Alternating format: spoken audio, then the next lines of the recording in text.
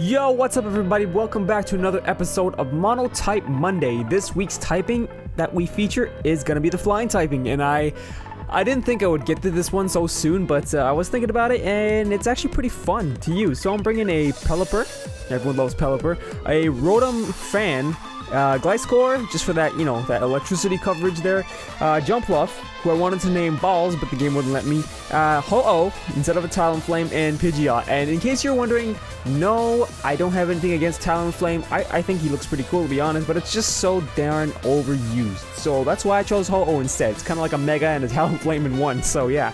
Our opponent today is Alejandra, who is bringing an Escavalier, who... This is the first one I faced. Starmie, Salamence, Nidoking, Tangrowth, and Chansey. So let's get this thing underway. So Alejandra is issuing the challenge, and she leads off with Madoka, her Chansey. So it could have been worse. I mean, this thing's definitely going to be problem city. But I let it off with Pelipper.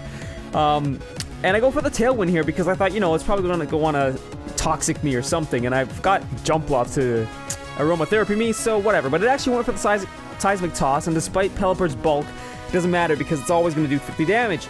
And, you know, just fun fact here, I went through hell migrating this Pelipper, breeding it in Platinum, and getting it all the way up to 6th Gen to get Defog on it. But anyways, this Chansey decides to go for the Toxic on my Jumpluff, and I'm like, alright, whatever.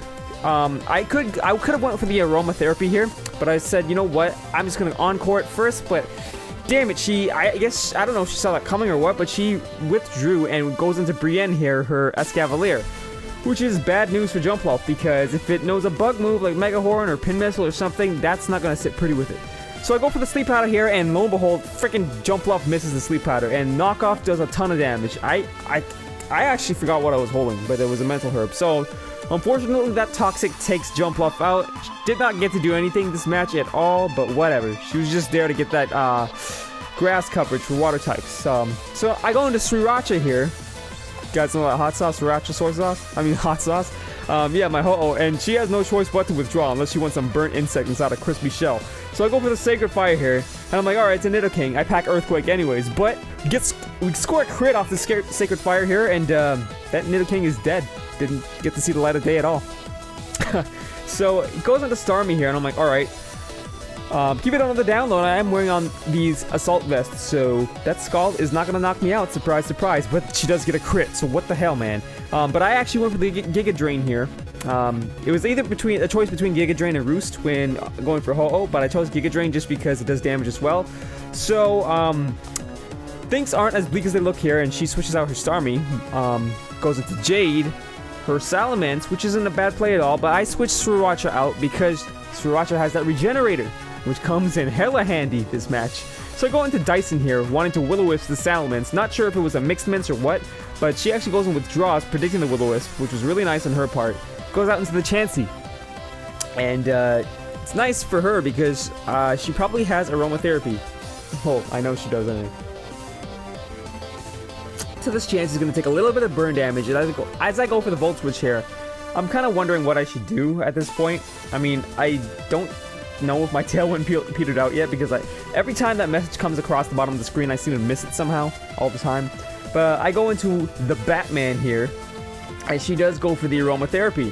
So I'm like, alright, no biggie. If it was a Toxic, then yeah.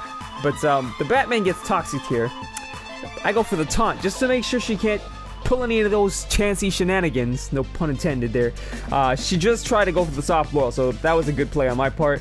As she goes back out into Brienne, this damn Escargot, in a hard-ass Escargot. So I gotta go for the U-turn here, because I only pack Earthquake. The Batman here does not have Protect and Toxic. In place of those, he's got Taunt and Roost. So I just felt like those fit with this team a little better.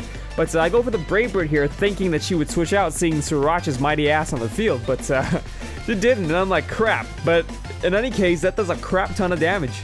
So I'm not going to argue too much with that. But this knockoff is going to hurt like hell. Leaves me with only 50 HP left and gets rid of my Assault Vest, which I was pretty cheesed about at the time. So I'm going to take no chances here and take this thing out with a Sacred Fire. So peace out. It goes into Oracle now. who is the Starmie. And there is no way I'm going to be able to take a Scald, so I got to regenerate some more health and go out into Pelipper, who does not mind getting scalded, but he still is a physical attacker. Actually, no, he's a mixed attacker, so he doesn't mind at all. Doesn't really mind at all. But ideally here, I wanted to go for the knockoff, but you'll see shortly that that did not happen, because this Thunderbolt just comes and beats Pelipper and bashes him in the face. So that sucks. But you know what the good thing is? There's no signs of any Stealth Rock or Spike shenanigans on her team, so at least the defog option being gone isn't so bad. So I got into Dyson here, my floating fan, as she withdraws the Starmie and goes into Blueberry, predicting an electric type move. But I gotcha. I went for the Air Slash instead, so this Blueberry is going to fall right off its tree. Right on its fat ass there. And it's a crit too, so if it wasn't a crit, I don't know if I would have taken it out, but not that it would have mattered, because I would have done so on the second turn. So it goes back into Modoka here, the Chansey, and I'm like, crap. Okay, this is one of the last things impeding my victory here, so I gotta take it out. I go into Volt Switch because the Batman, my Gliscor, is pretty much the only thing that gives this thing trouble, having the taunt and being physically bulky as hell. So I'm gonna play a little bit of mind games here with this thing. She's gonna Seismic Toss me, and I'm like, okay, 50 damage, whatevs. Poison heal up a little bit, that's gonna give me what?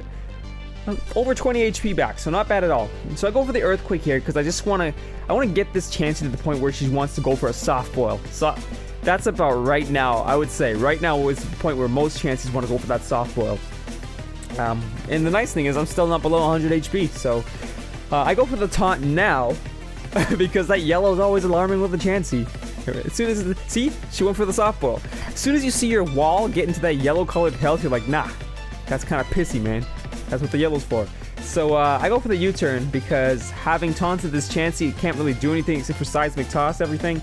So I go into Dyson, who's gonna toss this thing Salad after it Seismic tosses me.